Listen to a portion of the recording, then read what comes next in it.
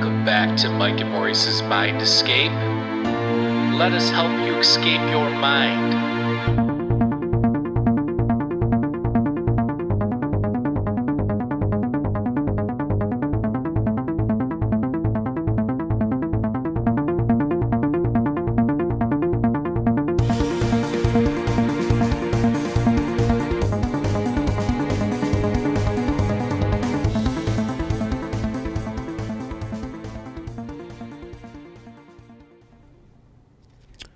All right, folks, welcome back to Mike and Maurice's Mind Escape.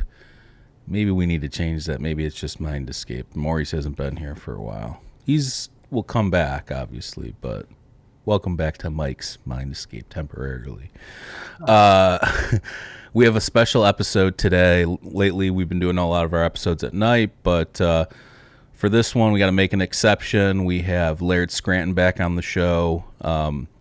If you don't know who Laird is a author who's written a ton of books. I have the link down below to all of his Amazon books. He's also written two new ones, which we're going to discuss, basically having to do with symbolism and the origin stories. And those two are Amma and the Spark of the Universe and The Waters of Life. He does have a new one in the works, which I'm sure we'll talk a little bit about, called Third Eye. He's also featured in our documentary, As Within, So Without, From UFOs to DMT, and you've probably seen him on other stuff as well. So, yeah, this is going to be an awesome episode. Before we get started, if you want to support Mind Escape, the easiest way to do it is to click the LinkTree link down below. As I mentioned, we do have a documentary that we made called As Within, So Without, From UFOs to DMT. It is free on YouTube. There is an extended director's cut available on our Patreon for $7.77. And actually, if you get that, you do get exclusive content, and we've done a number of segments with Laird that is available on our Patreon from the past. And I do have a set list or a playlist down below of all of our episodes that we've done with Laird, which is probably about 6 or 7 now over the years. Yeah. Actually, and I really enjoy, I went back, I don't know, maybe a couple years ago and watched our first episode together. And we were smoking on that one. We got William Budge and, John Anthony West stuff. And that was a good episode, the first one. So, yeah, if you're interested, go back and take a listen or watch to that.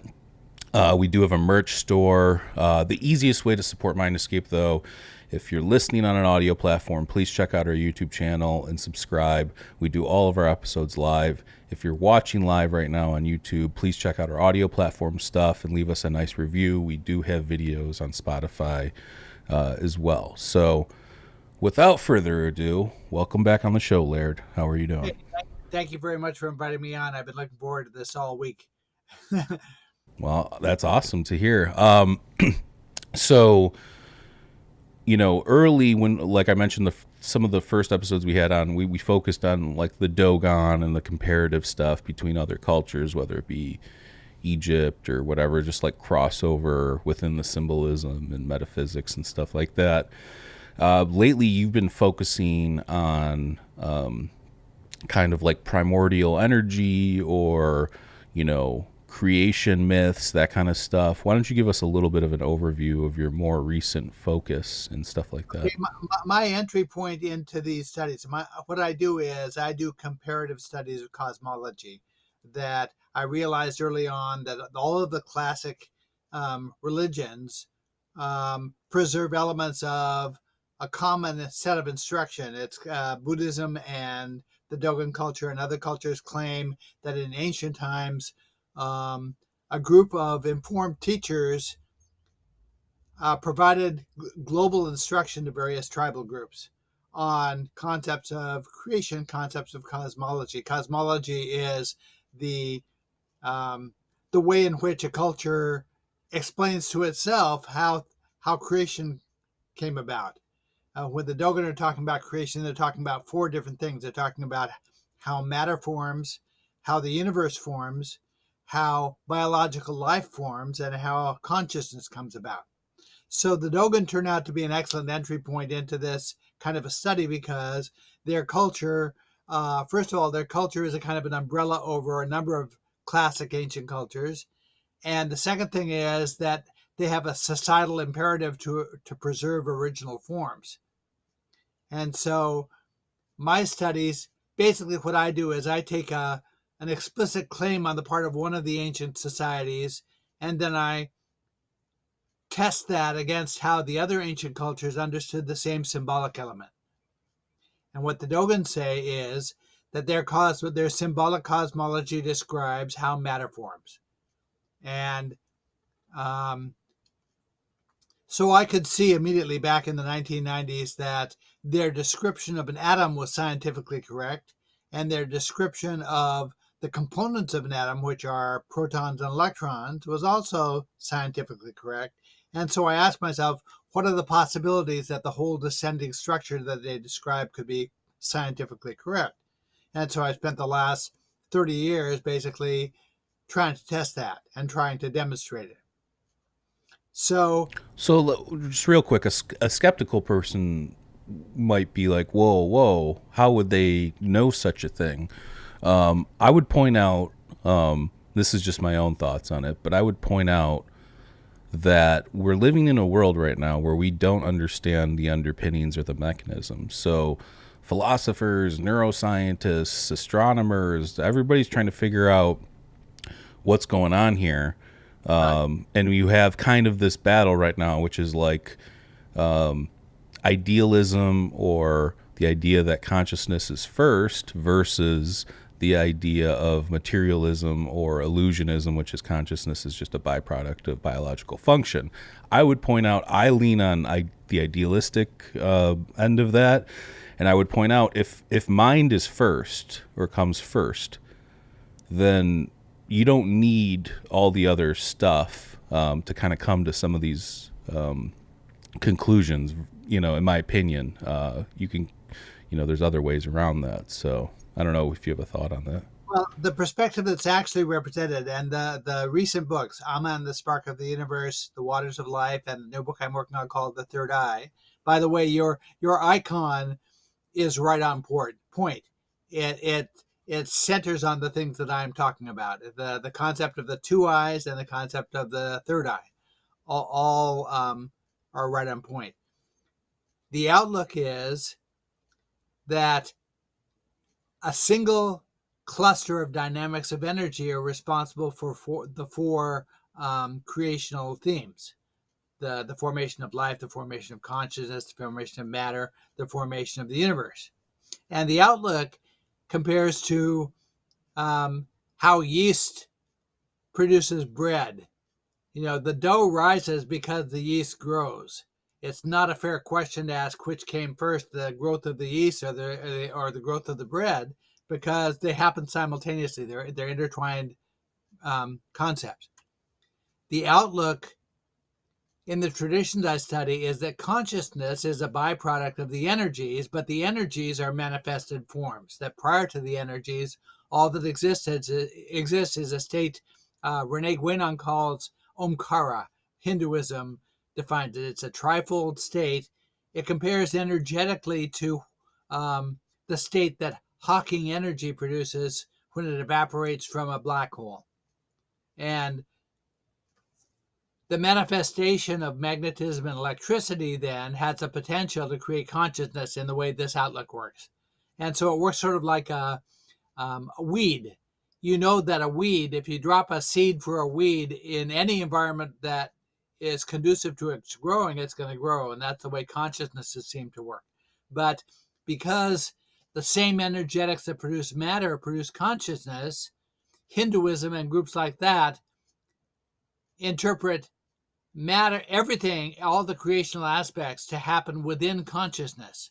But consciousness is not treated as primordial, it's treated as manifested. So it's difficult for some people to get their arms around that idea that consciousness is a byproduct of manifested energy, not the primordial thing that exists. The perspective I have is that you don't have time until you have those energies. And the formation of a conscious thought isn't possible outside of the context of time or something remarkably like time. So that's a perspective I'm working from.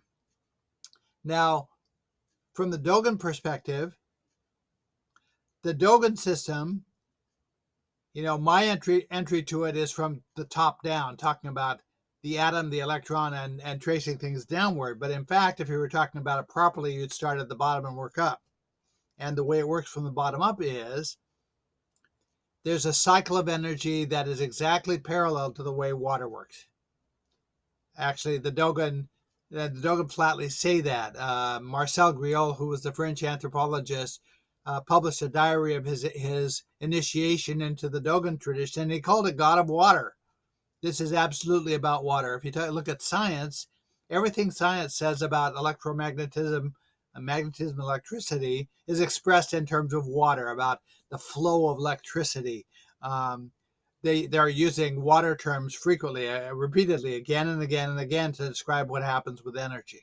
The Dogen are saying this isn't just a metaphor, this is the objective truth. And the way it works is, the natural water cycle is the cycle that promotes life on Earth. It begins with bodies of water that water evaporates from to create clouds, and the clouds rise up over the mountains and cool down and they end up condensing raindrops that fall on the land that then flow back to the sea. Without that cycle of water, you would have no life on the Earth. The Dogen are saying without the cycle of energy, you'd have no life in the universe. And they're saying it's exactly parallel. That science says that Hawking energy evaporates from black holes. They're saying that produces what are called instanton knots, which are the equivalent of Hinduism's trifold Omkara state, that you have the potential in those instanton knots to produce 3 monopoles of energy.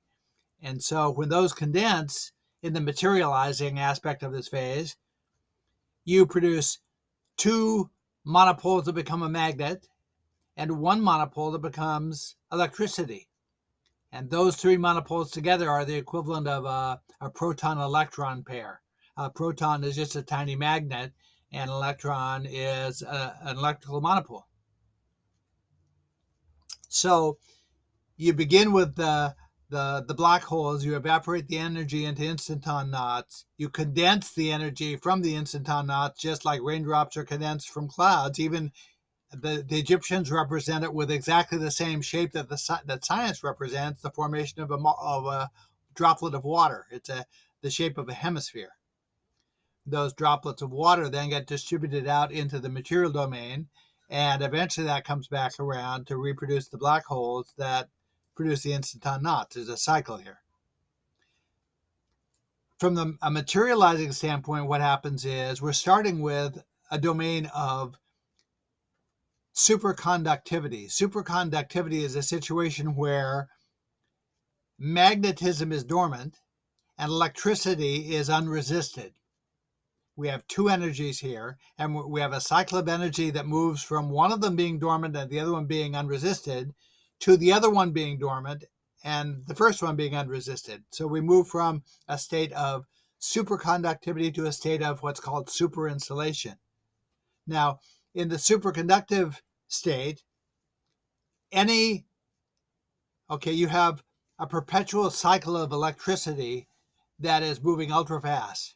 And any disruption to that circuit creates a spark, and the spark evokes the 2 monopoles of magnetism, and you produce what's the equivalent of a proton-electron pair. You have 3 monopoles that are linked together, and that then, because of the input of energy, rotate in relation to the domain that it is condensed into. The domain is one where all the tiny magnets are aligned the same way, and so they pull together. This is called parallel magnetism. They have a parallel magnetism draws together, and so the energetic domain is unity because it draws itself together. But this proton electron pair that manifests, when it rotates, it sets itself anti-parallel to the rest of the domain. And so anti-parallel magnetism pushes, doesn't pull. And so as these pairs manifest, you're self-differentiating a second domain that becomes the material domain. And that second domain ends up creating energy, ends up spinning and creating little spirals of energy that are so dense in the material domain that eventually what happens is they crowd themselves out. There's no longer room for the little spirals to spiral. And so they straighten themselves out and they produce a domain that is now super insulating. It's the reverse of the first one. What you're doing, essentially doing, is like a mahjong game where all the tiles start face down, and during the course of the game, you're flipping the tiles over face up.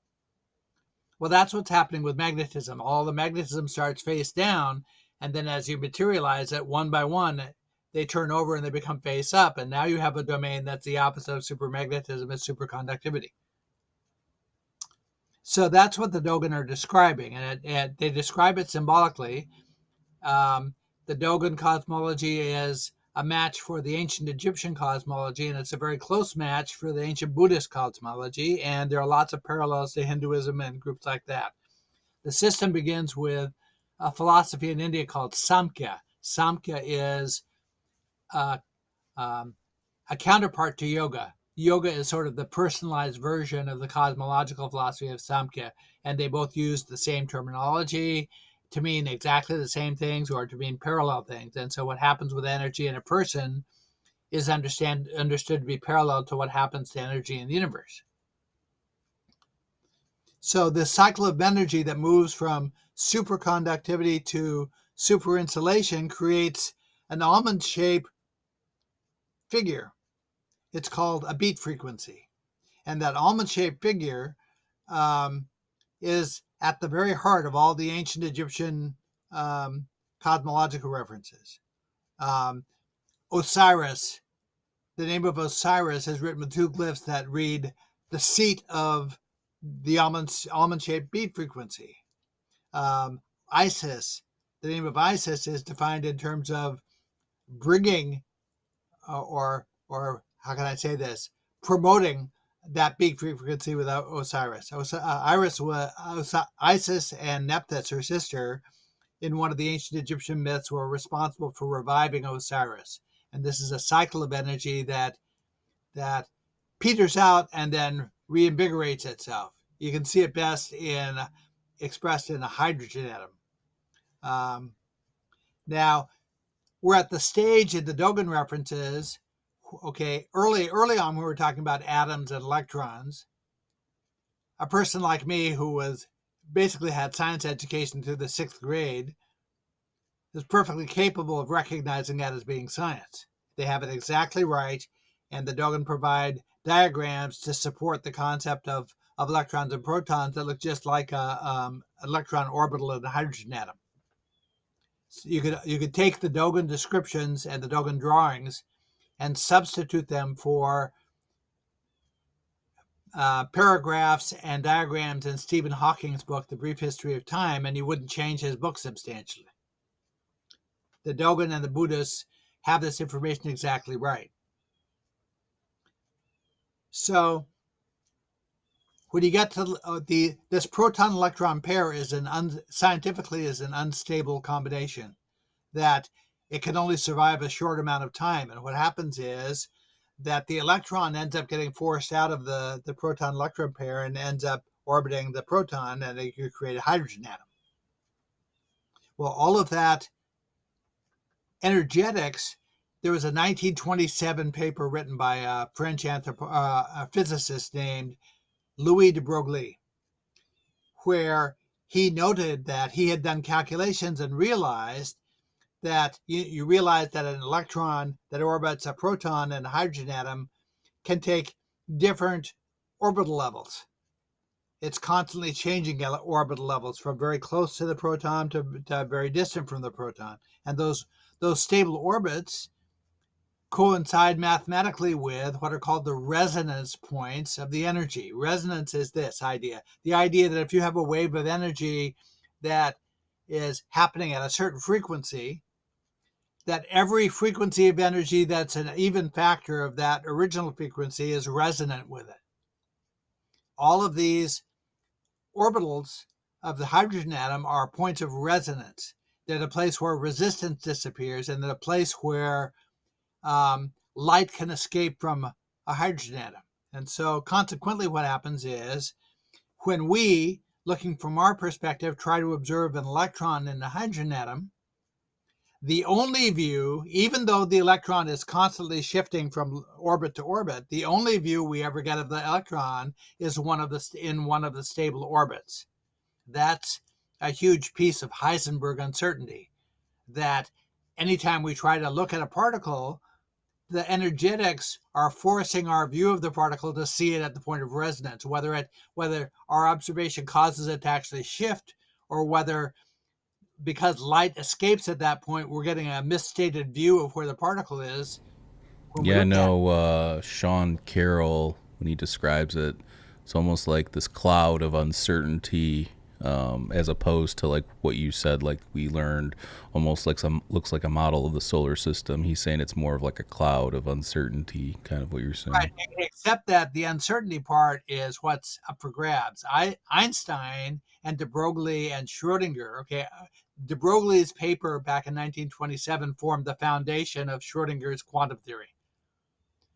And inexplicably, de Broglie's original paper got disappeared for a century. It was never even translated into English. It looks to me as if Einstein and de Broglie and Schrödinger and Bohr agreed to disappear this paper because it's the smoking gun that links quantum world to relativity.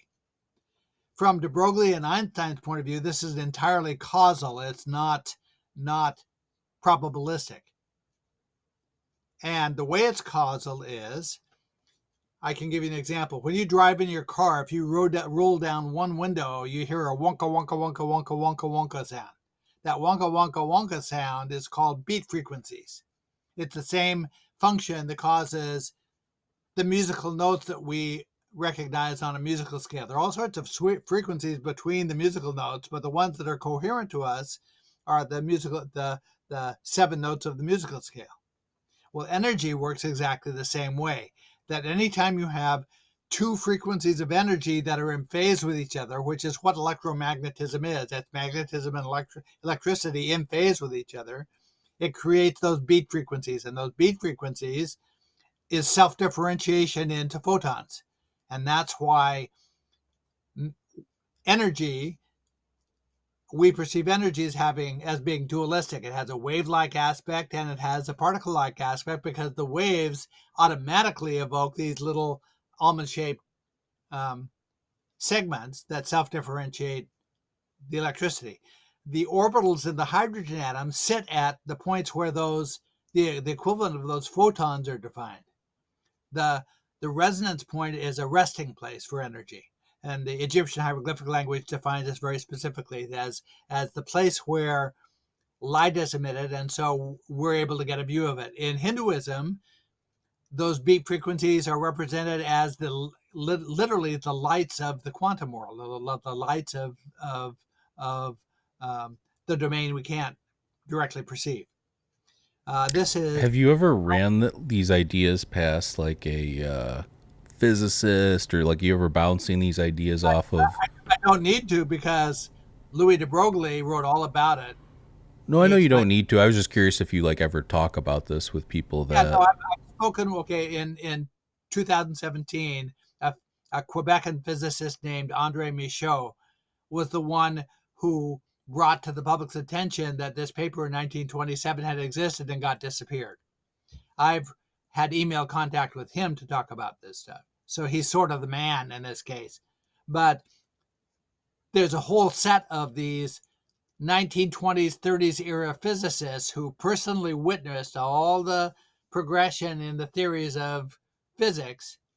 And some of them were very capable of expressing those ideas in layman's terms. And so they took it upon themselves to write books, which I've been avidly reading over the past couple of years, that explain in layman's terms why it is that this discovery knocked that discovery out of the water, and why this discovery was originally endorsed, but now it shouldn't be endorsed, that sort of thing.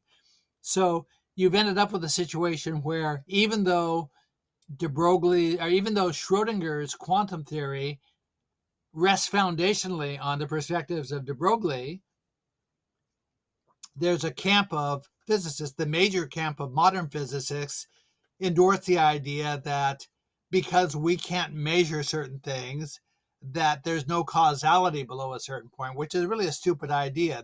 This is a continuum of energy. If it's causal now, a sensible person realizes that it must have been causal then.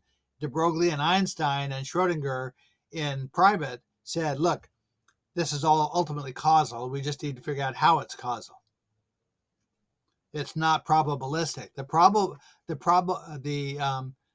The statistical view of this, the probabilistic view of it, is because we're blocked from directly measuring the velocity of a particle at the same time we measure its position. And so it's very, very narcissistic that if we can't measure it, that science says, well, therefore there must not be the ability to measure it. That's not the true at all. De Broglie said, look at that, in no way imposes anything on what's actually happening in the quantum world. The quantum world, it can be completely causal, and it's simply a matter of below a certain level, our active observation ends up disturbing the particle we're trying to observe, and so we can't get a good read on it. Yeah, no, it's yeah, I've never heard of that. I got to go back and look into this paper now. That's super fascinating. I know that he was working. Andre Michaud's paper on hydrogen resonance. Okay. Yeah, I know Einstein was working on the quantum stuff towards the end, but maybe that's why. Maybe he felt like whatever he was reading, didn't no pun intended, didn't resonate with him or whatever. But it looks to me as if the concept of resonance is what ties things that happen in the quantum domain to relativity. And de Broglie was very careful to frame everything that he wrote in terms of to be compatible with relativity. De Broglie actually wrote a book about Einstein after Einstein died. So I want to ask you a couple questions. So when you look at like this stuff, the origin stories and stuff, most people would think, from like a psychological standpoint, they have this idea that we're so much superior. We have computers, we have technology. How is it possible that these ancient people could have this knowledge of these realms that we only know through, theoretical mathematics and framework that they supposedly didn't have back then, to instruments to measure these things? What would you say? Their claim, okay, all of my interpretations begin with a flat claim on the part of one of the ancient cultures, that if an idea originates with me, it's not legitimate. That when you ask the question, okay, who was the first person who said this, it had better be one of the ancient cultures. My job is to test what they say. The Dogon and the Buddhists are in agreement that what happened in ancient times is that a group of teachers who thoroughly understood the science, this is not theory, this is how it works, presented this information globally. And this is what produced Jung's archetypes that exist globally. Jung could figure out why is it that the cultures that are very widespread around the world all have the same references. It's because whoever presented this stuff, okay, anyone who can talk about intelligently about these concepts of physics, they don't have a problem moving around the planet. And so the outlook is that there was global instruction in ancient times, and that the instruction was about this stuff. We can identify what cultures were instructed because there are signatures to this tradition. Any culture that measures with cubits had to have been part of this instruction. Any culture that imagines a wheel or a chariot associated with the constellation of Orion has to have been part of this instruction. And there are any number of signatures like that, that the minute you hear that a culture represented that, you know that they had to have been influenced by this same instructional tradition. And they all preserve different elements, aspects of it. And my job is to pick up on what looks like a loose end in one culture and then trace it in another culture that focused on it, that centralized on that concept. Yeah, now, I Right. made it because prior to 500 BC, ancient language, okay, every reference in this tradition that is original to the tradition includes an aspect of self-confirmation of meaning. I'll try to give you an example of what that means. Buddhism preserves an aligned ritual shrine called a stupa, and the Dogon have a very similar shrine, but it's a more archaic form called a granary. In the Dogon version of the shrine, you have a circular base that measures 64 cubits in circumference that rises to a square flat roof that measures 64 cubits square. There's self-confirmation of meaning in all of the original references. Language works that way. In the Dogon language, which the Dogon had never opted to adopt a written language, they only have a spoken language. But the way the Dogon language works is that it's based on syllables that work like symbols, that every syllable is associated with a root concept. And when they want to construct a more complicated concept, they combine the right syllables to create it. So I know, a person like me knows, when I hear a spoken Dogon word, I can infer from the phonetics of the word what the original concept was they were trying to represent. I don't have to guess. With Egyptian hieroglyphs, it's the same way. Every glyph represents a concept, and the job for the scribe was, if he wanted to convey an idea, he was trying to select out of a body of 4,000 glyphs the right glyphs to produce the correct phonetic value of the spoken word, but where the glyphs, if you substitute concepts for the glyphs, produce a symbolic sentence that explains to you the original intention of meaning of the word. I don't have to guess what the word means. There are also certain ancient Egyptian words that are there to define meanings and assign them to specific glyphs. So I don't even have to guess about what the glyphs mean. We have direct eye-to-eye comparability between ancient Egyptian words and ancient Chinese hieroglyphic words. There's a word for week in the Egyptian hieroglyphic language that was written with two glyphs, a very simple word. It's written with the sun glyph, which is a circle with a dot, and an upside down U, which is the Egyptian number 10. The sun glyph can represent the concept of a day. So I looked at that word and I said, symbolically, this says to me 10 days. And I went back and I did some study and I discovered the ancient Egyptians had a 10-day week. Here, the very form of the word informed me of that. With no other knowledge of Egyptian culture, I could have guessed that they had a 10-day week. You go to ancient China, and their word for week was originally formulated exactly the same way, and they also observed a 10-day week. Every ancient Egyptian hieroglyphic word works that way. We don't have to guess what they mean. The word explains its own meaning to us. So, because of this self-confirmation of meaning, a person like me can identify immediately which references must be original to the tradition, because every original reference is going to have that kind of self-confirmation in one form or another. Yeah. No, it's I find your work interesting because I think a lot of people would consider you fringe or whatever, but you don't ever get attacked by a lot of the people that attack the other fringe people. What do you think's going on out there right now? Because there's a lot of rhetoric that I'm not really fond of within the fringe community. More specifically, super popular people that have Netflix specials that every second question mainstream science, where I've always questioned mainstream science. I'm all about the philosophy of science. However, we do need science, and that's how we're here in some regard today. So what do you think about that? This idea that, like, so, you were a protege or friends with John Anthony West, and he would call them quackademics, but he was also friends with a lot of them too. So it was more of like an endearing difference kind of a thing. Now you have like real vitriol. Like, so like what's going on here? How do we fix this? Okay, the community of researchers I'm involved with, the alternative community of researchers, run the spectrum from the very fringe to the very academic. When I was writing my book on Immanuel Velikovsky, I was being fed answers sort of under the table by Jeff Marcy, who was the head of Berkeley Search for Earth-like Planets. When I was writing my first book, I was looking for an astronomer who knew about African astronomy, and I was put on to the correct person by Vera Rubin, who discovered dark matter. This is we have a whole spectrum of people who speak at the conferences, like the CPAC conferences and so forth, who run that gamut from very fringe to very academic. In the ancient perspective, it all comes down to science. And once you understand that it all comes down to science, then there's no longer a tension between the fringe people and the scientific people.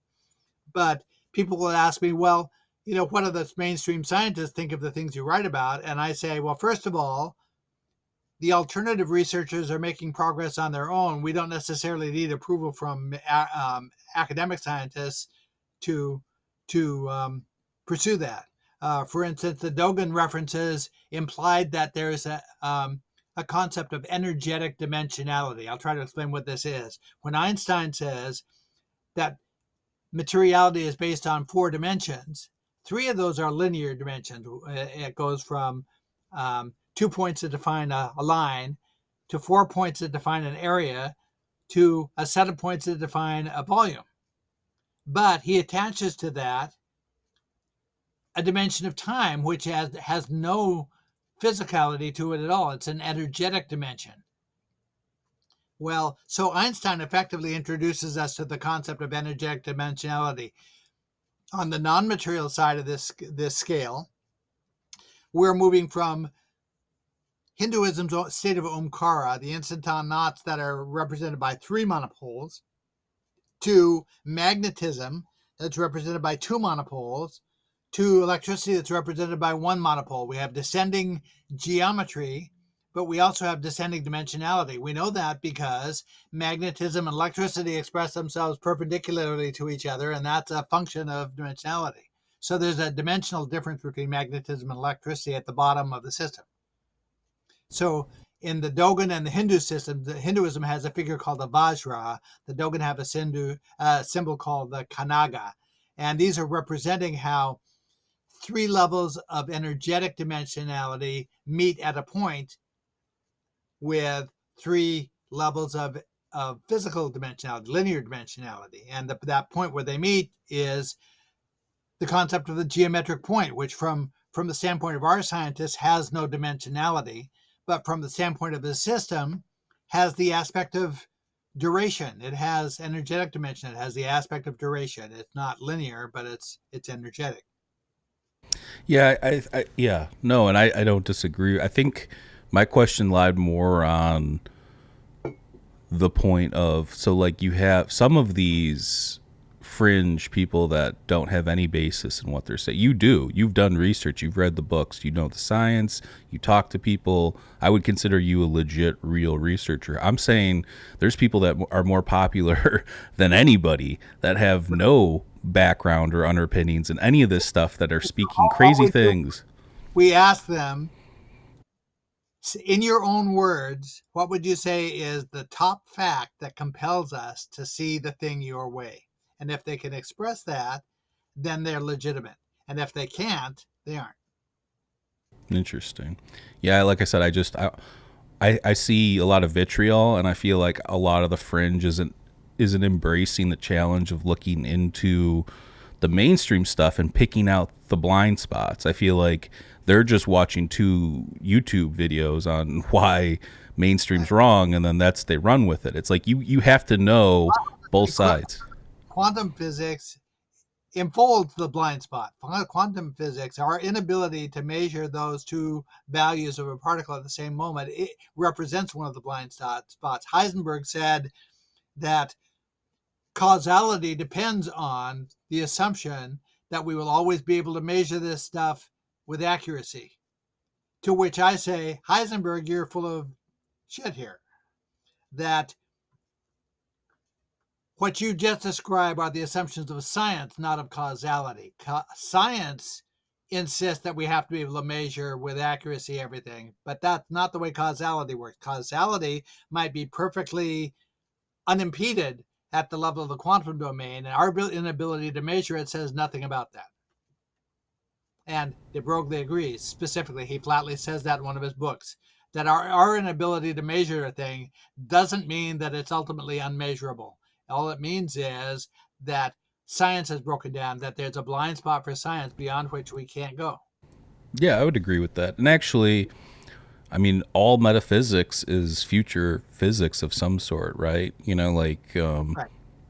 That's why somebody like you, yeah, you're putting yourself out there, you're taking some, what's in front of you and piecing it together and then making, your own hypothesis. But at the same time, there's something there for you to do that. My whole point was there's a lot of people out there making careers off of not having those pieces to connect. You see, I have an unfair advantage. In the fifth grade, I realized I was a slow observer. I realized that the reason the teacher's copy of the text was so much thicker than the copy that the students had was because at the back of the book, they had answers to all the chapter questions in the book.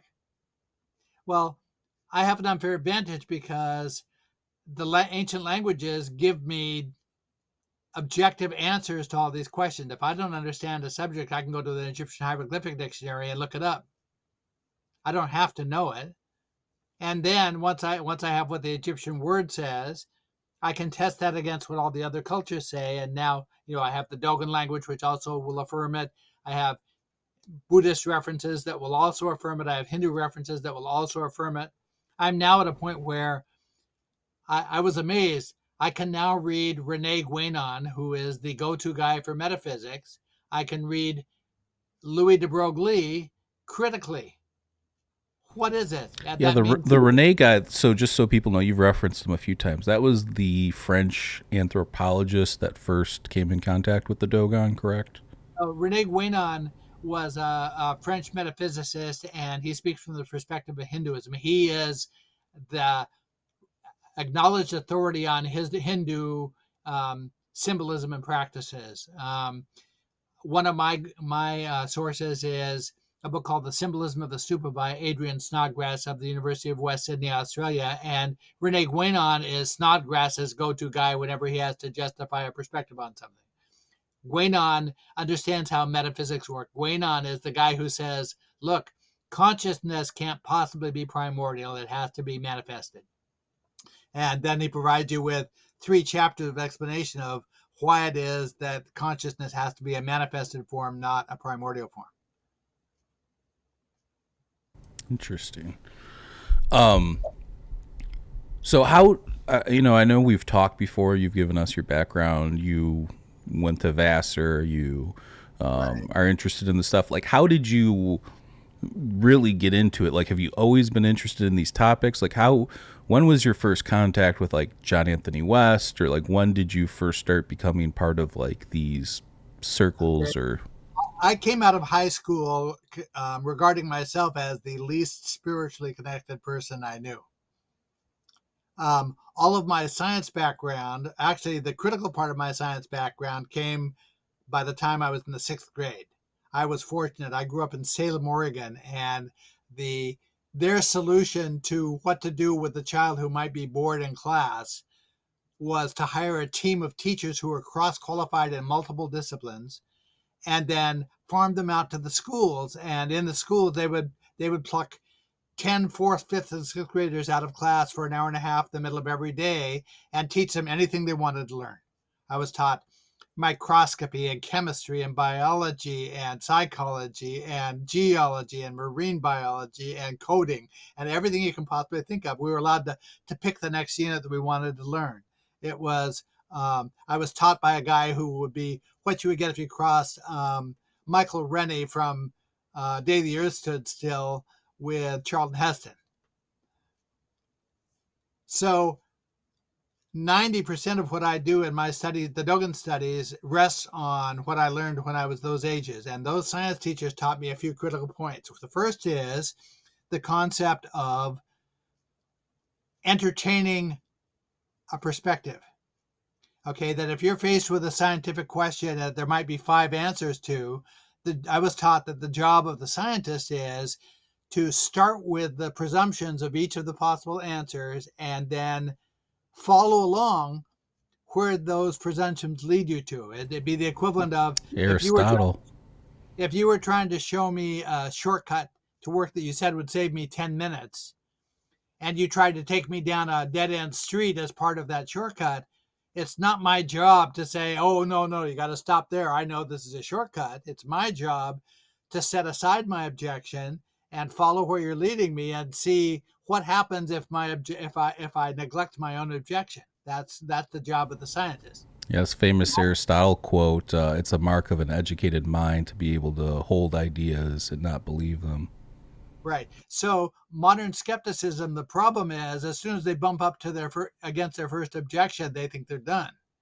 But from my perspective, what they're obligated to do is to ask themselves, what would have to change in my outlook to satisfy that objection? And then consider where that leads. And that's what I do with the Dogen stuff, that every time I bump up against something like the ancient Egyptians were representing that there are two modes of time. The Dogon were representing that protons and electrons are important, but neutrons aren't.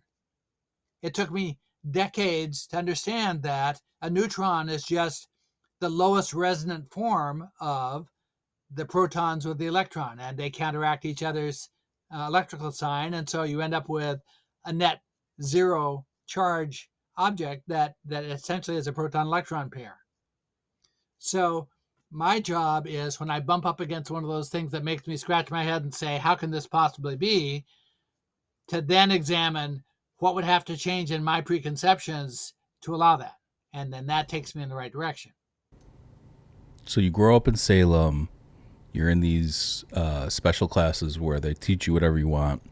Right. Where do you go from that? You go to Vassar College, and then you said you left to the least...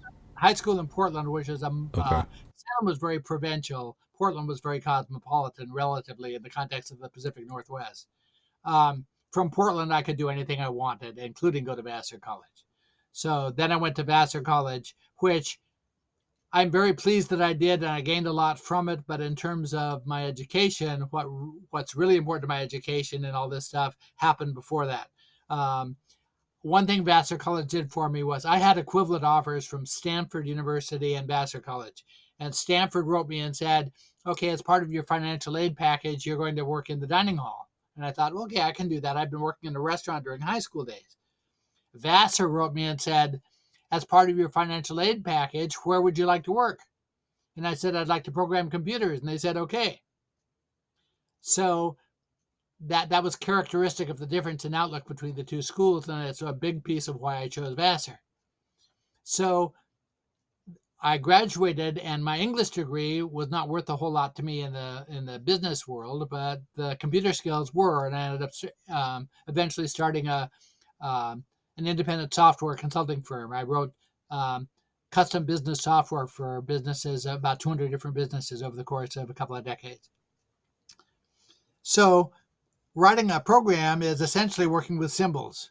That one of the key considerations a person has to make when they're writing a computer program is, it makes a difference what I name things. That the guy who follows along behind me 5 years from now needs to have a toehold into what it was I was trying to do. And if I name the concept of an invoice, a variable that represents an invoice, if I name it A or B or C or X or Y, they have no idea what it is. But if I name it INV $, they immediately understand what it is. So I was being educated in how to formulate symbols as I wrote software. Well, this is a huge part of what I'm doing with the Dogon and the Egyptians, is trying to get my arms around about why did they pick this symbol to represent this thing, because there's always a compelling reason. These are intuitive concepts. As a matter of fact, everything you can point to in the ancient mythology that you might imagine to be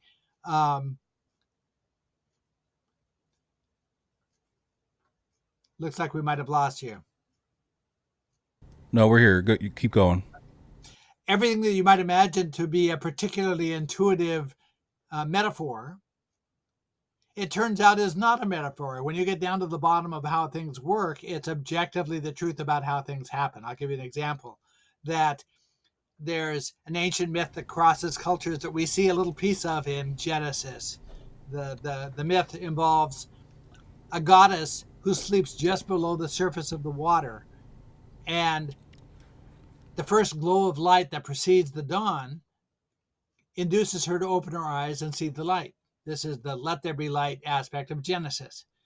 That dynamic is an objectively true scientific dynamic that occurs in biology, that inside every aqueous membrane in any living creature, there's what's called a zone of coherent water. It's an exclusion zone that is in effect superconductive.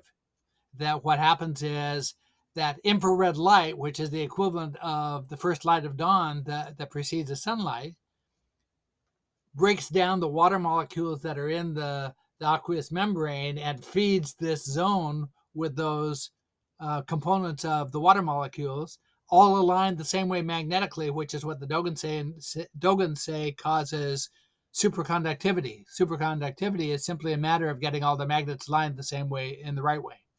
There, magnetism, because it involves two poles, is linear. It's one-dimensional. And a one-dimensional magnet can only be aligned two ways, either with north here and south there, or the reverse of that. And so you can flip it, but you can't set it at every angle in between. It can only sit two ways. You sit it one way, and you produce superconductivity. You sit it the other way, and you produce superinsulation. And the entire continuum of energy is simply a matter of flipping those magnets one by one so they're sitting opposite of what they had been before.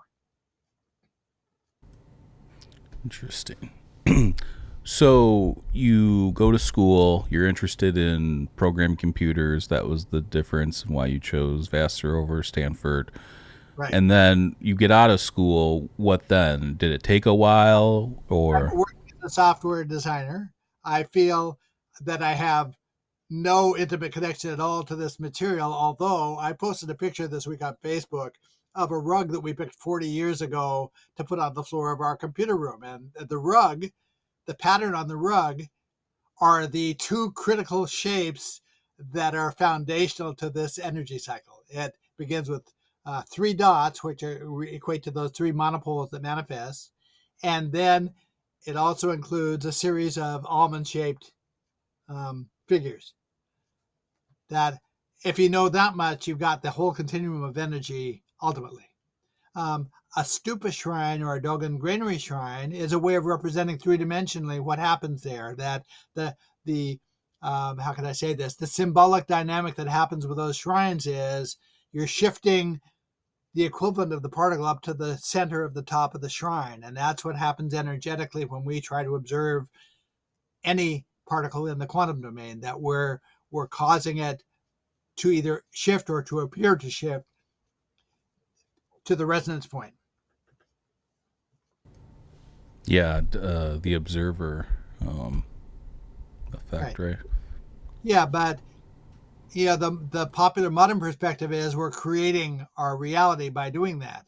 But we aren't. I mean, if you think about it, when you turn on your flat screen TV, you're translating what had been a digital signal into an image. You're converting it. But you're in no way creating the content of the digital signal. You're only interpreting it on your screen. Right. It's like a filter or... Here, the Dogons say that the reality we perceive is a correct reflected image of reality as it actually exists in a more fundamental form of waves. So the idea isn't that we're creating our reality as we perceive this. The idea is that we're translating it. Interesting. So from there, when do you start to write your first book and meet John Anthony West and get into that whole thing? In the 1990s, my wife introduced me to a book called Unexplained by Jerome Clark, where every chapter of the book focused on some unsolved mystery in the world that was interesting to think about. And one of those chapters was about the Dogon tribe, who knew things about science that they should, and about astronomy that they shouldn't reasonably know because they were primitive Africans. They had no technology. So I thought, wow, wherever this leads is going to be interesting. And I started digging into that, and I started keeping notes for myself about what I was finding out because it got complicated. And I was trying to keep the notes organized. And I eventually realized that I had enough material organized in a form that I could write an article about it if I wanted to. Or I took it the next step and I said, at that point, it was only about $700 to self-publish a book. So I I self-published my first book called Hidden Meanings, which eventually became The Science of the Dogon. So when that book came out, I was sending out targeted emails to people that I thought might have an interest in the topic. And one of those people was John Anthony West, who happened to be on tour in Egypt at the time. He later told me that when he received the email, he really wanted to read the book. He was really interested in reading the book, but I had only told him where he could buy it. I didn't offer to send him one. And he was the sort of guy who had authors lined up down the block and around the corner to hand him free books. So he said he'd be damned if he was going to buy the book.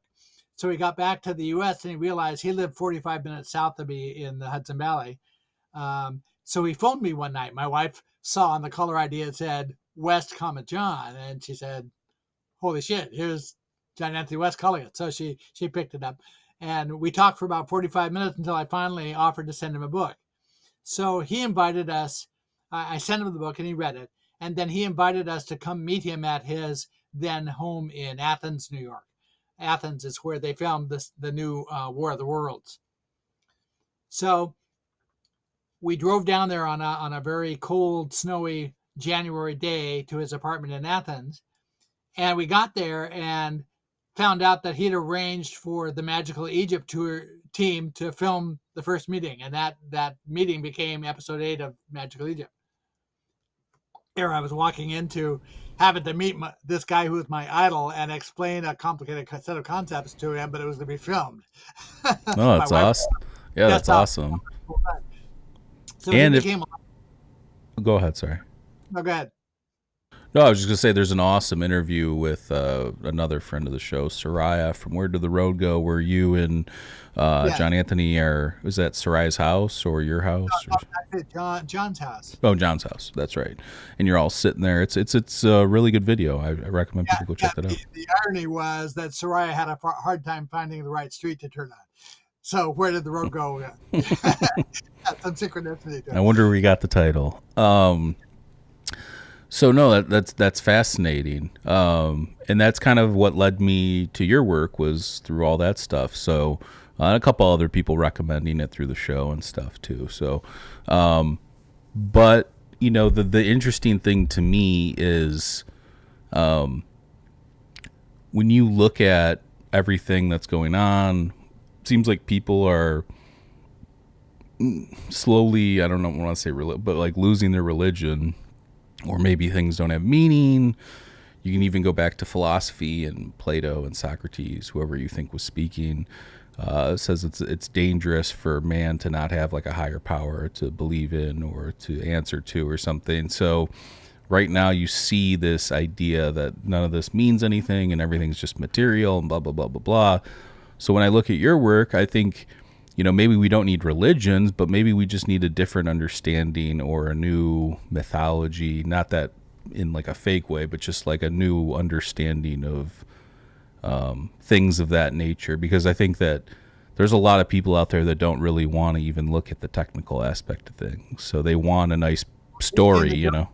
In the Dogen system, the nearest thing they have in their mythology to a modern concept of a god is a mythological character named Amma. We can tell from Amma's name, because of the way Dogen phonetics work, that he was intended, actually she was originally intended to represent a cosmological concept. Amma is the affectionate nickname that Ganesha, the elephant god in Hinduism, used to refer to his mother by. There are reversals in symbolism that happen midway through this tradition. So it looks as if Amma was originally female, but now is being presented as male. And the Dogen priests sort of roll their eyes when they have to represent Amma as male. But the critical function that Amma plays in this process of energy, this cycle of energy, is Amma is responsible for pulling together the two magnets the two poles of the magnet. And the Dogen do not try to explain how that happens, but that's the critical function that Amma happens. Now, those three monopoles that get created, the electron and the two protons, have the same energetic dynamic among themselves that a water molecule does. So, in effect, energy from the bottom up is water, literally water. But this is represented as Amma's second try at creation. His first try began out of a domain that was super insulating, which is the reverse of superconductivity. And the superinsulating domain, you also have when you reduce the energy of the domain, you manifest 3 monopoles, but it's 2 electrical monopoles and 1 magnetic one. And that doesn't produce the equivalent of water. It produces the equivalent of what's called hydroperoxyl.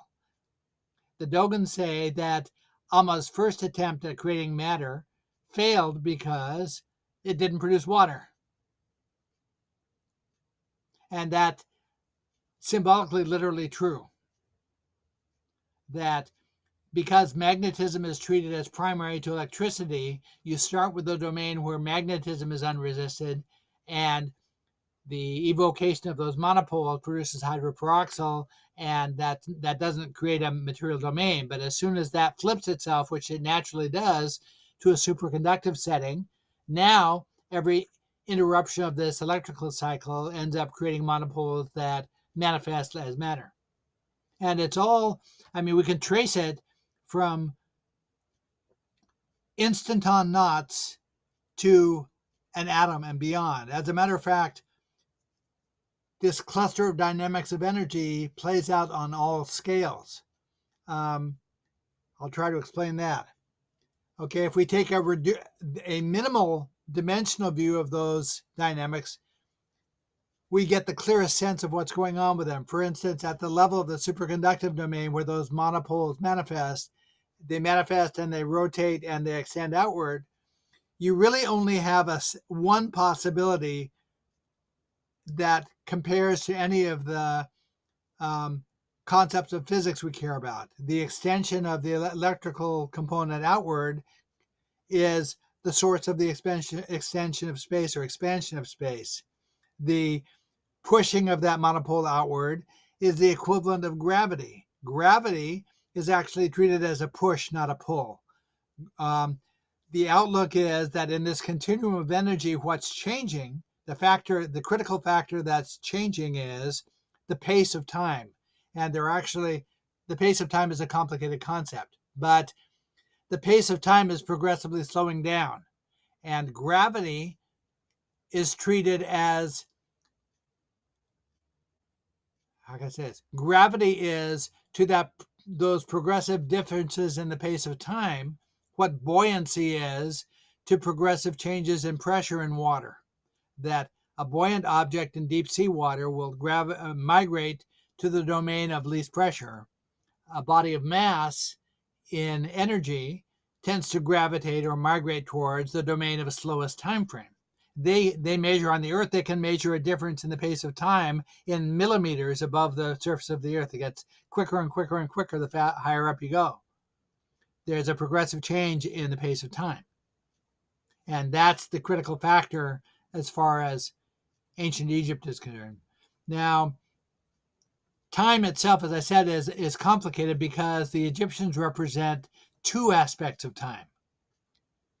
The first aspect is an oscillation, a broad oscillation, and it relates to what happens between the magnetic poles of the proton. They oscillate in and out at 99% of the speed of light, and it happens so fast that the physicists can't measure it, and so the physicists are presuming that things must be probabilistic because this is happening so quick they can't measure it.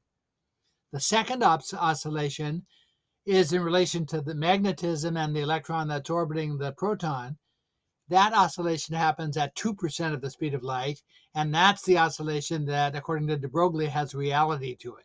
And that the position of that electron as it moves along its track relates directly to what's called the phase of the wave that's associated with it. And so there's reality to that, according to de Broglie and to Einstein. Objectively, there has to be reality to the motion of that particle. It's not just probabilistic all the way that popular physics says that it is. Yeah, that's interesting. So your main hypothesis in your previous books is the idea that there's 2 realms, the material and the immaterial, and sometimes we reach these golden ages or we're closer within this cycle where the non-material is able to reach out through symbols or symbolism or something along those lines. Has that changed now that you're looking at this more primordial stuff? That cycle of energy self-differentiates into zones, the same way deep sea water self-differentiates into biological zones. And the self-differentiation happens because of resonance, the same way that the quanta of light self-differentiate because of resonance. And the resonance points are the resting points between the domains. And the specific outlook is that at a particular point in the energetic cycle, we have energy scrolling between the non-material domain and the material domain. It's not just energy, it's also energy and mass. And that the metaphor for that is the idea of an hourglass with sand that begins in the top globe that sifts slowly downward into the bottom globe. Well, we know that with water pressure or with pressure of any kind, if we're in a submarine and we want to move out into the extreme pressure of the deep sea, we have to equalize the pressure first. We use an airlock to equalize the pressure, and then it's perfectly safe for us to move into the other zone. Same thing in space. There's a huge difference in pressure between outer space and the spaceship astronauts are in, but with an airlock, they can equalize the pressure and they can move. Well, the outlook is that time, the function of time, is like pressure. And at the midpoint of this cycle, as the sand is sifting from the top globe into the bottom globe, you have equal amounts of sand in both globes. You've equalized the pressure. And at that point, crossover between the domains becomes thinkable. And that's what the Dogon are saying happened, that their originally non-material teachers took that opportunity to move across into the material domain. They were able to take material form and interact one-on-one with the students they were teaching. And that's how this instruction came about. And there's a very complicated perspective in another book of mine called Seeking the Primordial that explains the motive that underlies them having done that. In this cycle the cycle of energy is like a sleep cycle, only it's not a human sleep cycle. It's actually a dolphin sleep cycle. But during our sleep cycle, when we enter REM sleep, our brain is perfectly functional. It's very active. It's doing all sorts of things, but our body has disabled our capability of taking action. This is what prevents us from jumping around the room and hopping onto the dresser and doing things that we're dreaming about. That our physical action has been disabled, has been disconnected temporarily. The Dogen are saying that at that point in the energetic cycle, the less material domain, Samkhya, which is the philosophy of the Salt Restaurant, says that the non-material domain has perfect knowledge but an inability to take action. Whereas at the same point, the material domain has imperfect knowledge but perfect ability to take action. So that situation for the non-material domain is the equivalent of locked-in syndrome for a human. It's the idea of being perfectly conscious in your brain, but looking like your brain dead from the outside.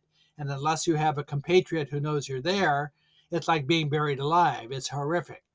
So about a third way into the energetic cycle, the non-material side figures out that's where we're headed.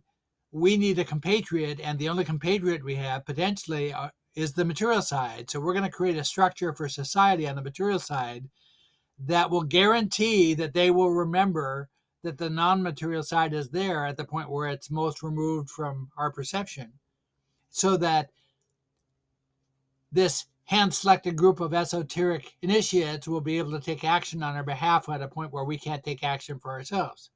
And essentially that's what my role is. And Samkhya says there are lots of different ways that information is attempted to be communicated to the material side from the non-material side. It comes through vivid dreams, through meaningful synchronicities, through the unusual behavior of animals, through clairvoyance, and through pretty much every paranormal function that we consider to be non-scientific. I have two questions here. So one of them's from somebody listening. 4.5 Fingers wants to know, what about electricity being the hybrid of magnetism and dielectricity? Okay. we don't know what happens under the covers. At the bottommost portion of the Dogen system, which agrees with how science describes things, it looks to me as if magnetism and electricity are two-dimensional forms of a common energy. Whether there's yet another dimension below that, whether there's another quality of energy that precedes that is now being expressed as a single monopole for electricity and double monopoles for magnetism, I can't say yet for sure. So the entire perspective makes scientific sense if we simply start with the two energies themselves by themselves. And then the other interactions that happen, the geometry is very similar, all very simple. All the other more complicated geometry, you get into the complicated geometric forms, have nothing to do with the process. All of the more complicated concepts of electricity are probably real, but they aren't essential to the process the Dogen are trying to describe. The Dogen are reducing fractions. They're trying to put this in the simplest terms that we can understand. And obviously, there's more to it than just what they're telling us. But if you're trying to trace how do we get from a domain of energy to a domain of atoms, they're spelling that out for us. It goes beyond that. If you go to the level of stars, you have the same dynamics of energy. The Dogen are saying that our sun emerged from Barnard's loop in the company of the two Sirius stars, and that those were the equivalent of a proton-electron pair at the time they emerged. And then our sun, like an electron, moved out away from the two Sirius stars, which are now the conceptual proton. Our sun is now the conceptual electron, and we're orbiting those as an electron would orbit a proton because of the influences of Barnard's loop. Interesting. So the other question is my question, which would be, how would the idea of, so you're talking about Samkhya and Eastern, I guess, philosophy. What about the idea of, so in Vedanta, within Hindu culture, everything's one. There's a non-dualistic perception of everything, and actually they had to create terms for different things to tell people, because technically everything's just one thing, but that's hard for people to conceptualize, so they come up with terms to break it down for people. How does that fit into this is that just the material realm, or is that both of them together? Like, what's going on here? There are 6 different expressions of the philosophy in India that are foundational to all the classic traditions, and Samkhya is one of those 6. But they relate to each other, and there's overlap between what they discuss and what they don't discuss.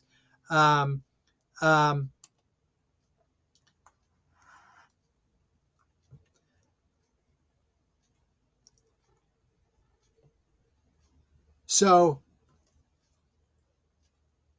Rene Wayan is probably the person who does the best job of pulling all of the different perspectives together, but they are all integrated and they all make sense together.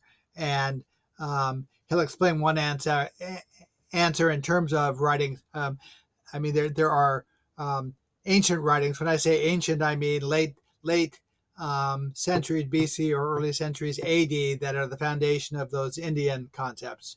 This tradition, the Samkhya tradition, goes all the way back to 9000 BC at Göbekli Tepe. Virtually every symbolic element we see at Göbekli Tepe is an alternate expression of a Samkhya concept.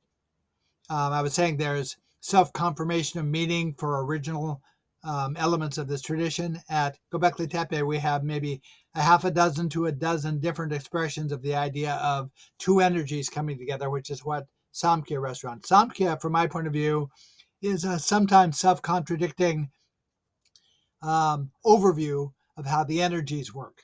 They explain to us in very generalized terms what the relationship is between Purusha and Prakriti. If you go to the Dogen language preserves the original phonetics of this system. So we know that Purushi, the term Purushi literally means impurities defined. These are potentials. This is the possible impurities of energy that can be manifested. Prakriti literally means that it refers to the set of manifestations that actually occur. And Samkhya is literally apprehension and embrace, apprehension and embrace of light. So if you know what how the syllables work, it's easy enough to sort these things out. Samkhya rests on all of the original phonetics, but they've lost the trace of most of the original meanings. As an example, the title Ganapati for the Hindu god Ganesha, if you translate it in terms of Sanskrit, they interpret it to mean Lord of the Ganas, which is very unspecific. In the Dogon language, Gana means world, and Pa is the concept of turning in a circle in an expanding space. It's the definition of a spiral. So Ganapati literally means world spiral, and that's the symbolism that applies to Ganesha. We have other examples of a similar thing. If you go to Malta, in the early 1900s, the original researchers who discovered the Halsaf-Liene hypogeum, it's where they discovered the statue of the sleeping goddess. It's a set of caves that are buried in a hill on Malta. And the entry into those caves was through a village at the top of the hill. Well, one of these researchers was very confused because he said if you translate Halsaf-Liene in terms of Maltese language, what it means is low-lying village. Why in the world would anybody name this site for a low-lying village when you enter it through the top? If you go to the Faroese language in northern Scotland, which also preserves many of the original phonetics of the language, Halsaf-Liene literally means hall or cave of the sleeping one. Anytime you have a word in ancient Greece or in the Aegean area, or actually in any of these cultures where the researchers are telling you this is uncertain etymology, the indication to me is they're trying to translate it against the wrong language. That you don't translate those Greek words in terms of ancient Greek, you translate them in terms of Faroese. And if you do that, it plays right out what the term means. Hades, which is a Greek term, rests on a Faroese language word Hade, that means the lowest part of something. Yeah, I think that to me is the most interesting part of your work, is the etymology of all this and the connections and things like that. Because, like, we can all, talk about megaliths and how building, how they built this or built that or what type of techniques. But I think at the core of it, we're human beings that are conscious, and I think language has a lot to do with consciousness. So if you're trying to figure out like our origins, I would look more to the mind and language and things like that than I would for physical structures, if that makes sense. Now, Confucius at 500 BC loudly complained that he could no longer count on the Chinese language to self-define every word. In other words, prior to 500 BC, ancient Chinese words also did that. Well, I mean, look, that's why Socrates didn't write anything down either. Right. Well, Socrates saw written language as a degradation. Right, Okay. right. The way to understand that is think of how many centuries critical skills were passed down through apprenticeship, where one student worked with one master carver or one master potter or whatever, and they passed those skills along successfully, decade after decade, century after century, from the master to the student, and everything was fine.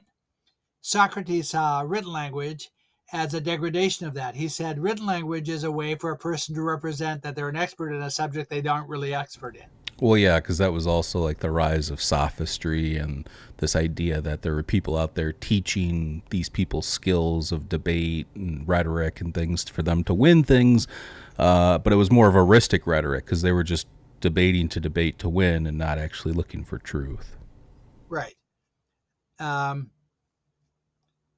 So the Dogon have steadfastly refused to adopt a written language for all of those same reasons.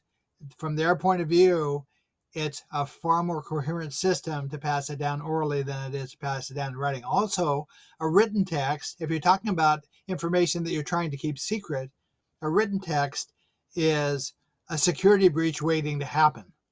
Now, there are ways they hedge that. For example, the written texts originally were just to codify what had originally been spoken text. So they discovered that if they eliminated the vowel sounds, then anybody who was familiar with the spoken text could recite it perfectly fine from the written text, but anybody who wasn't familiar with the spoken text couldn't. So it's coding.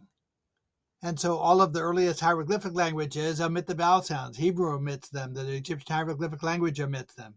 Because by doing that, okay, the other thing they did was all of these cosmological words associate with a cluster of meanings that are discrete meanings, such that if you know one of the meanings, you can't reasonably guess the other meanings that are associated.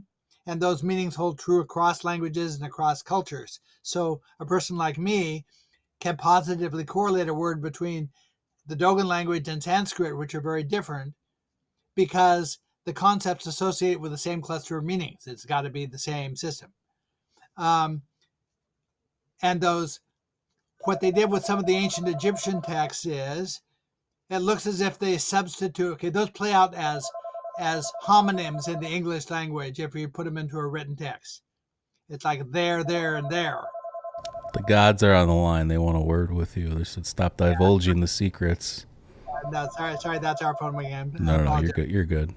Well, so what they looks like the scribes did in ancient Egypt is when they were translating a spoken text, they would substitute the homonym for the actual word. So if you're talking about the concept of seeing, S-E-E, they might use the word for ocean or sea.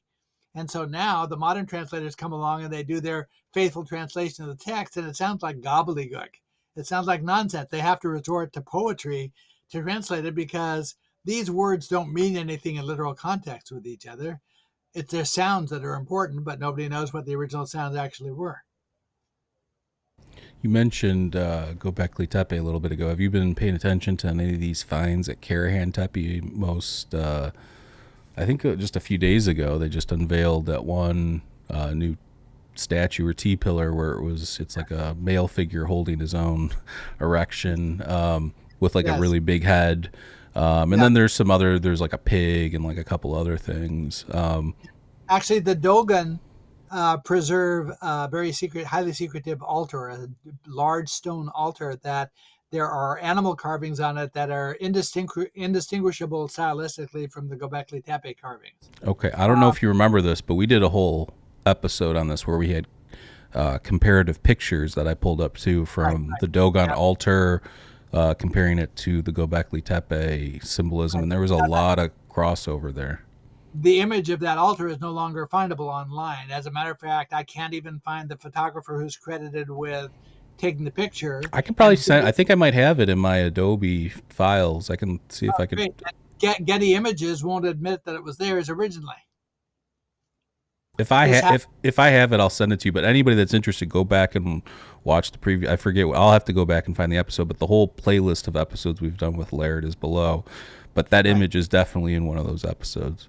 Yeah. So Göbekli Tepe is definitely connected to this. Now, at Göbekli Tepe, one of the carved images from a distance looks like a sort of a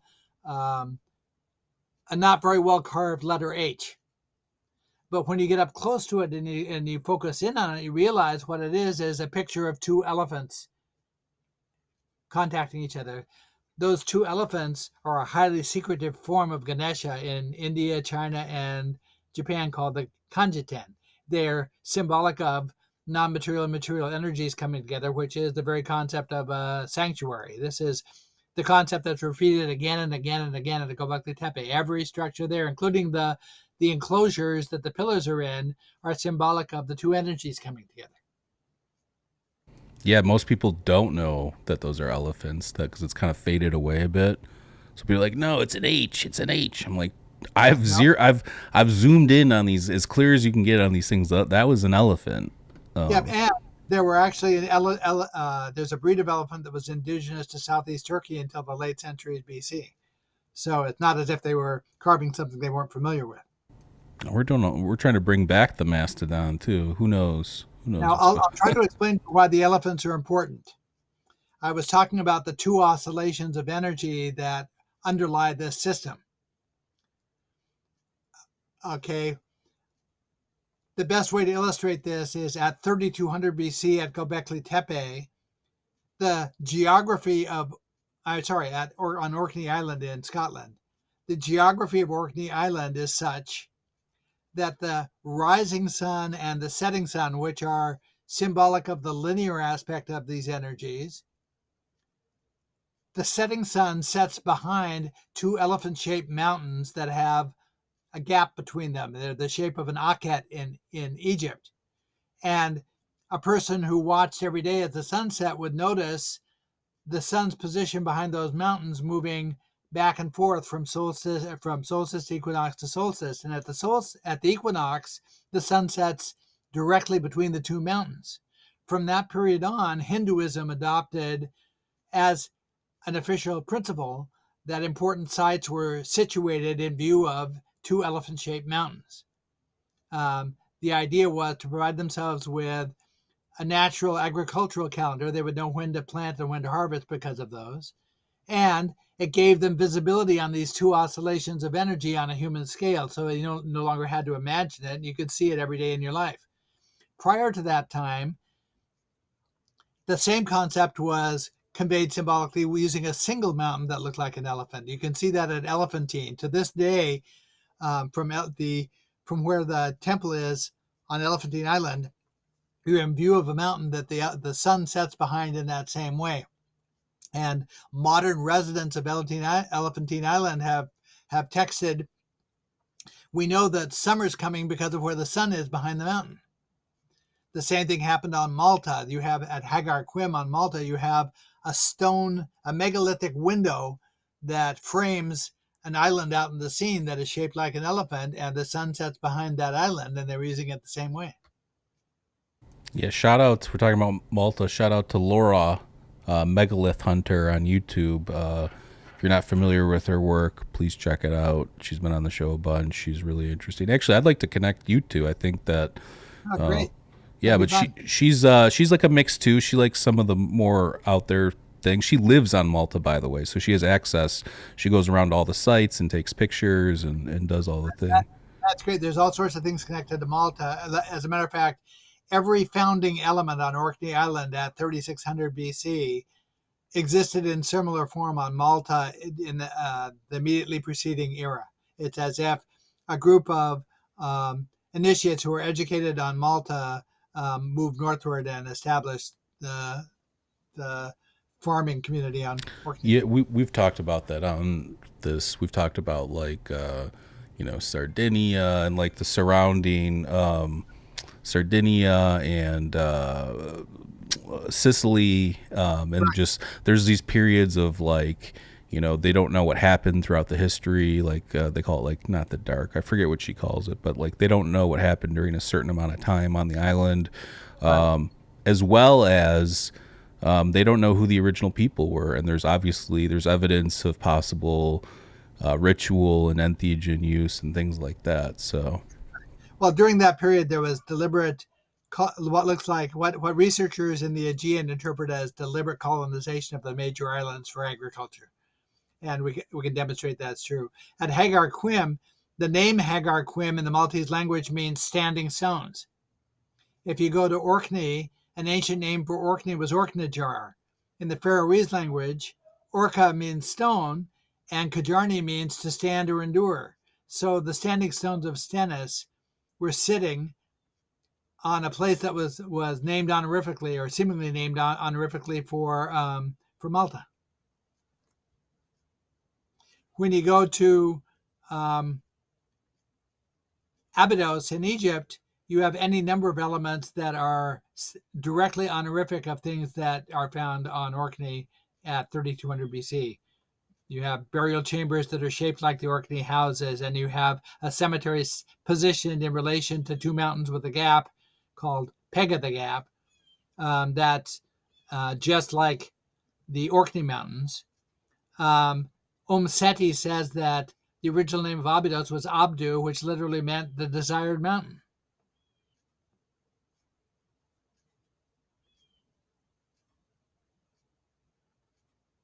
I don't know if have we lost each other here? Yeah, no, sorry, I'm here. I'm just trying to figure out what's going on with this camera stuff here. I don't know what happened here. I don't know. We're good. We keep going. We're here. No, so that's really the upshot of the two books, the Alma and the Spark of the Universe, and the Waters of Life, is tying together all those root energetics. And now, because it's clear that those connect to these beat frequencies that create the photons, there's a whole other aspect to it that is to be written about, and that's what I'm focusing on for the book. Called in Hinduism, those beat frequencies are the third eye. That the eye of Ra and the eye. Okay, there are in this continuum of energy at the level of universes. There, it self differentiates into zones that coincide with levels of consciousness in Hinduism. The earliest level of consciousness is a primordial consciousness. This is not deified. It's the few indications we get of it are as benign a personality as you can imagine. That consciousness sends out what are called messengers to communicate with the other domains. These are called Aku, orbs.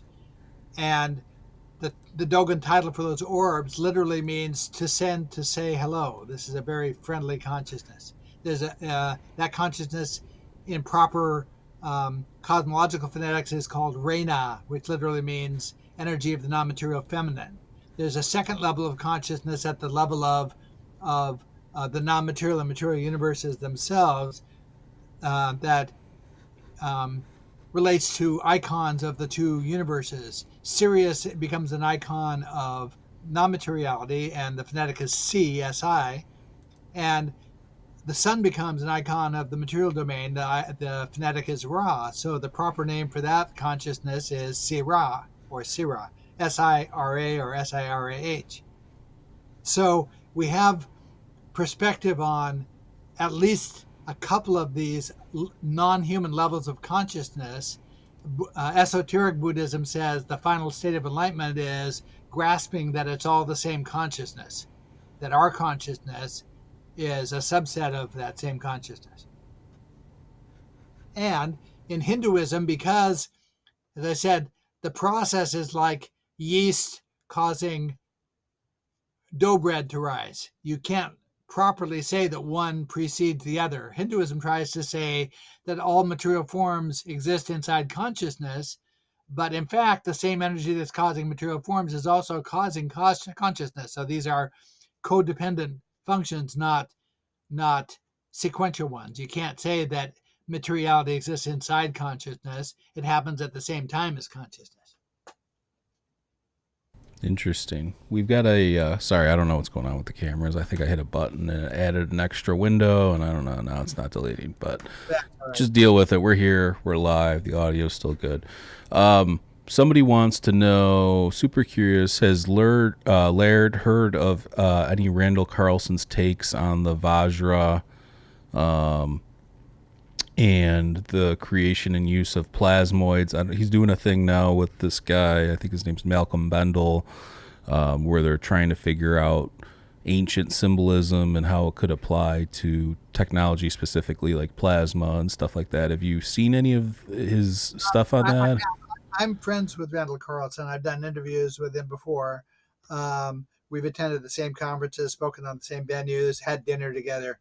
So I have a lot of respect for Randall Carlson. The Dogen perspective is you have a single cluster of energy that's producing things on all scales. So absolutely, you're going to see similar forms created by those same dynamics of energy. And so you end up with situations where the pineal gland looks like other structures that are created. This is not, this is, from the Dogen perspective, this is a function of the way the energies work, not a function of anything else. So I believe quite possibly that the plasma forms take the same shapes.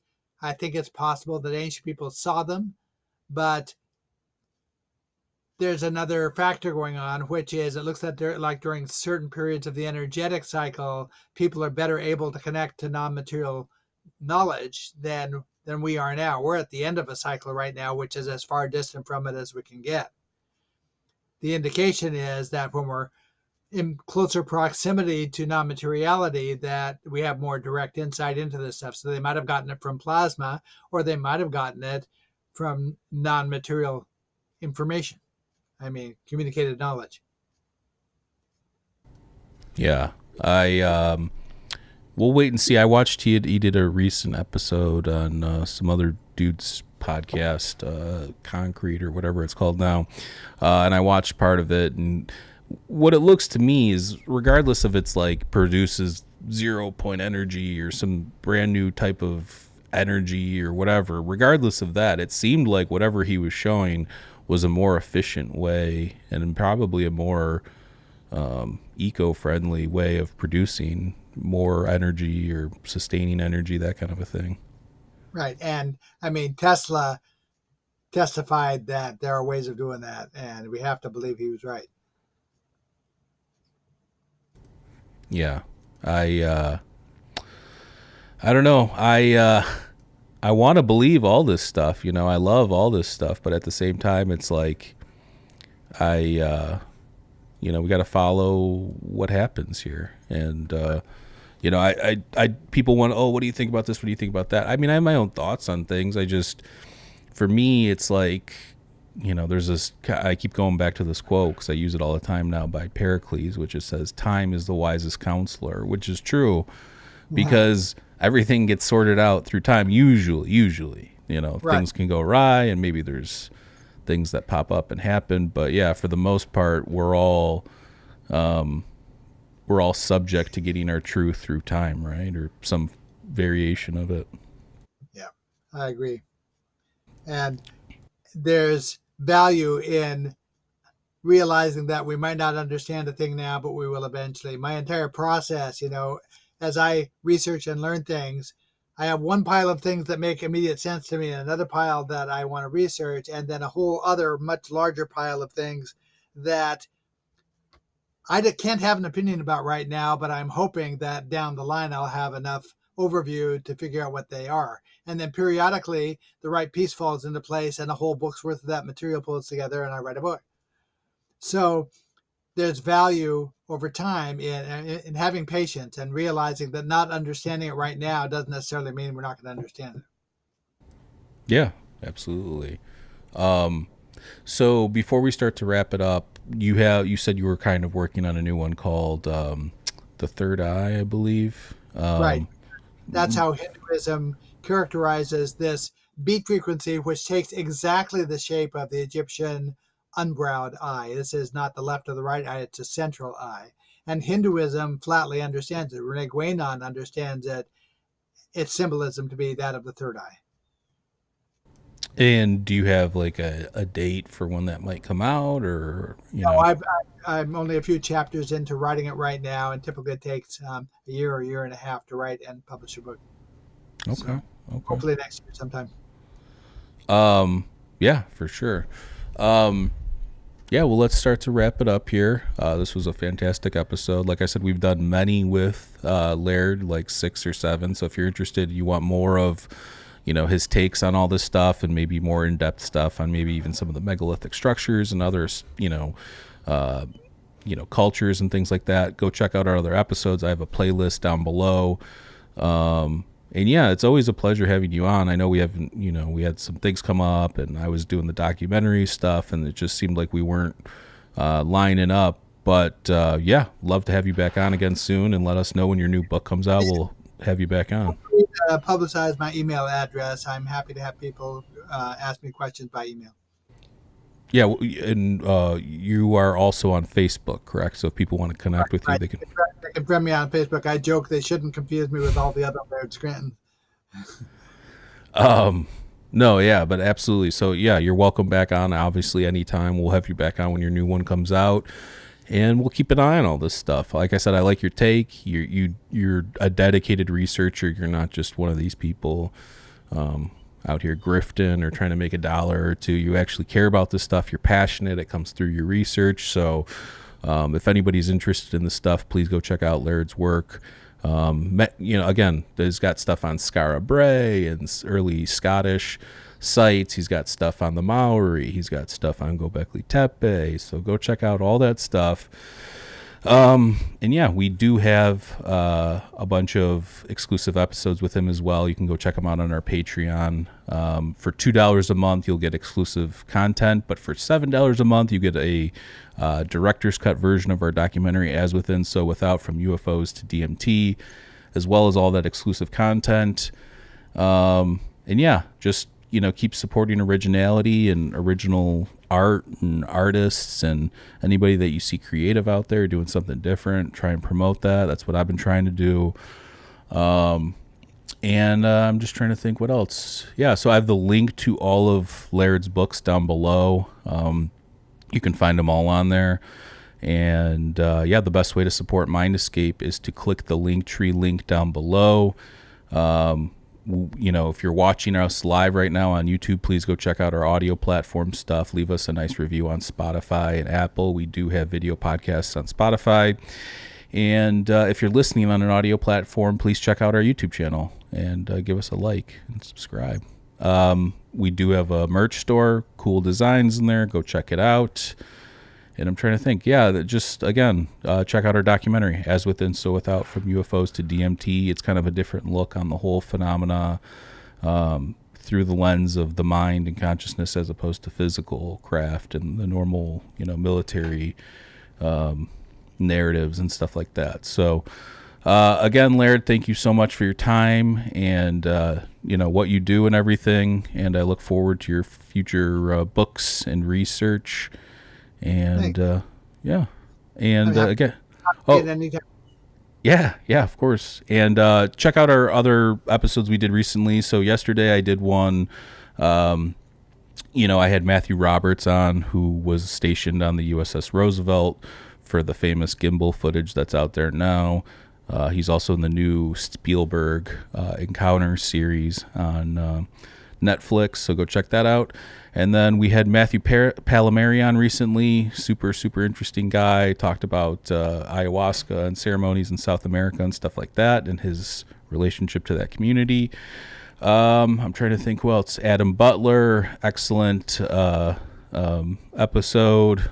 And we had Michael Masters on discussing the whole alien mummy and Homo naledi stuff. So all fantastic episodes we've done recently, and we're going to have a lot more to come. But again, thank you so much, Laird. And I'm going to play the intro to our documentary as we get out of here. And we love everybody. Stay safe out there. We'll catch you next time. Peace. Thank you. I don't have to believe. Something's here. There's no question about that. They are not just from this planet, but based on the characteristics they're most often described having, that they're simply us from the future. It was the biggest aircraft I've ever seen in my entire life. It was semi-translucent, it seemed. We see 4 orange orbs flying one after another, basically in formation. I think in a way, you could call a UFO a flying dream. Out of the cornfield, that 7-foot tall, gray, menacing, communion-looking alien, or whatever you want to call it. Because it can be a multitude of things, of deities, of godlike creatures, of aliens. The reality that we experience on a day-to-day basis seems to be this very, very thin slice of something far larger and far more complex. As within, so without. From UFOs to DMT.